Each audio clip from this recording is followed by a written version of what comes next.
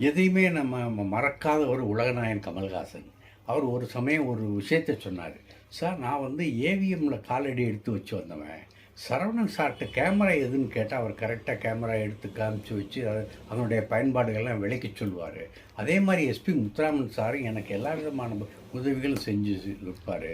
ஒரு படத்துல வந்து 2 பேரும் என்ன சொன்னாங்கன்னா, "கமல், நான் அந்த மாரி ஒரு படத்துல ஜாக்கி சான் ஃபைட் பண்றத பார்த்தேன். Bench fight. அதே மாரி நம்ம படத்துல வச்சா நல்லா இருக்குமே!" அப்படின்னு சொன்னாங்க. அதுக்காக நான் 4, 5 பெஞ்ச உடைச்சிருக்கேன். அது வந்து "தூங்காதே தம்பி தூங்காதே" அந்த படத்துல வரும்.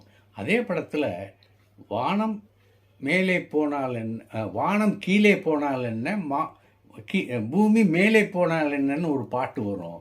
அந்த பாட்டுக்கா 16 நாள் நான் ஆடியிருக்கேன்.